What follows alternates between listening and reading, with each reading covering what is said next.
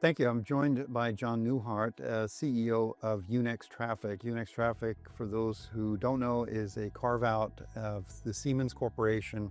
It's got about 3,500 employees working across the globe, and a leader in the whole traffic management and mobility sector. So, Jon, thanks very much for joining us for this discussion. Yeah. I'd like to start off, you've come into this traditional German company from the outside. It was carved out in 2024, and you've joined the firm. What were the first things that you did in this first 100 days to get familiar with the company and also start to formulate the necessary changes in the organization? Yeah, so there's this traditional, like, hey, the first 90 days, first 100 days kind of thing. So I did most of those things, which is learn about the business, meet the people, particularly travel to key locations, kind of evaluate, performance, people, or things along those lines. And just because maybe I don't have good luck, we actually had a crisis like day 4, which just made the whole thing a lot more bumpy and and interesting. But otherwise, it was a very standard first 90 days kind of thing. Yeah. Right. So being out in the field and listening to people. Exactly. I guess. Yeah. It's also an opportunity. Also, I typically go into a new CEO role with a set of hypotheses of where the value drivers are, and it's a way for me to test my hypothesis either by looking at performance or evaluating things, or talking with people and just making sure that the things I think I'm going to go see, I actually do indeed go see. Right. And other people see it as well. That there's you can get some folks behind you. Right. Now, carving a firm like Yunex Traffic out of Siemens, obviously the firm had been in the Siemens family for many, many years, hundreds of years. Yeah.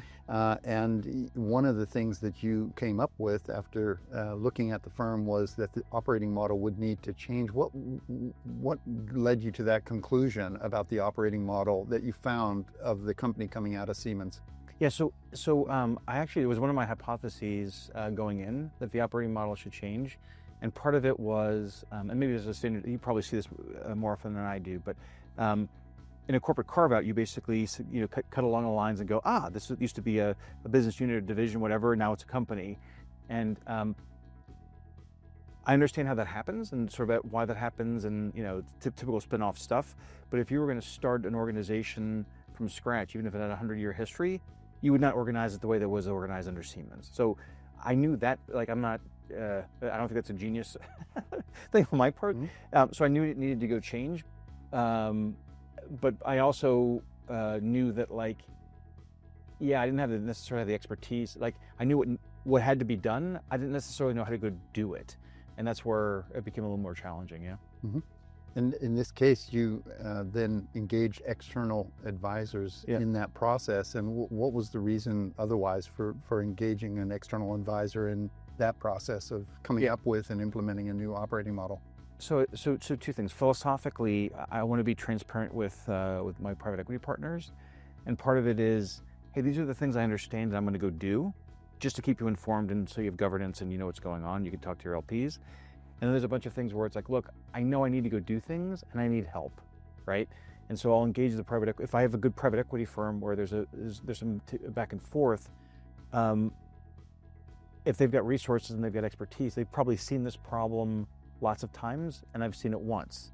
And so I should rely on their advice and counsel and their network to say, hey, these are the people, either we know the answer or we can introduce you people that have the right answer. In this case, that's how we met. Okay. So obviously happy about that. Yeah, so are we. Yeah.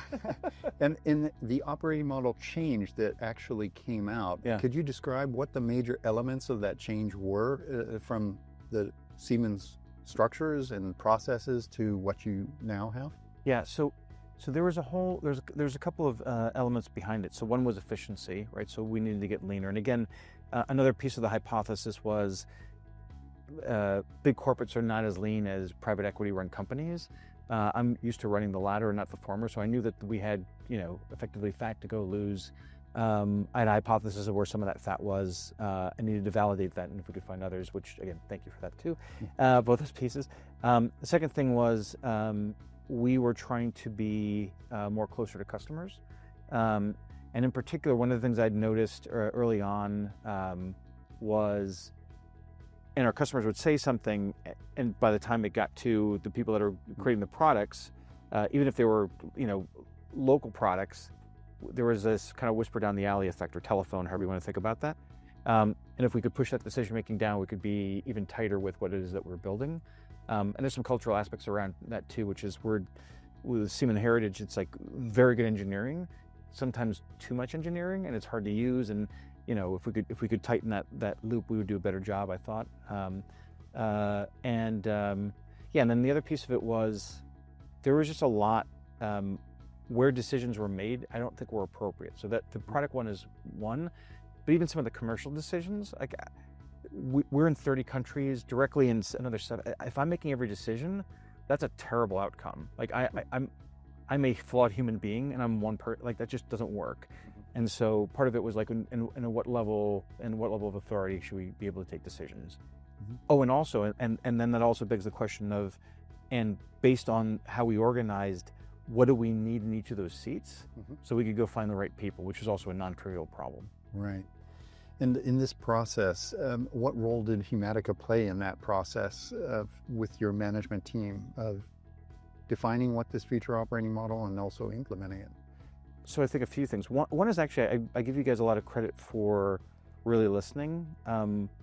Every business situation is a little unique. I would argue that ours is more unique than most, just based on who we sell to, the environment, and being in different countries with different technology standards and rules. I thought that was really good. The other piece, frankly, is, you've done this a bunch of times, we have not, and so you bring a lot of expertise to the table. And I think you did a really good job engaging the team with, the case for change. Here's 3 options, here's pros and cons of each of the options, and letting them come to, it was almost Socratic, like letting them come to this, get buy-in by having that kind of Socratic method of like, hey, you come up with the solution and we'll go debate the solutions. And I remember we did this exercise in our headquarters where it's like we had 3 groups and they all went apart and they all came back with the same idea. And then you're like, well, actually, congratulations. That was what we would do too. Yeah, that was super. Yeah. That was the everyone had the same aha moment at the same time. It was great. Right.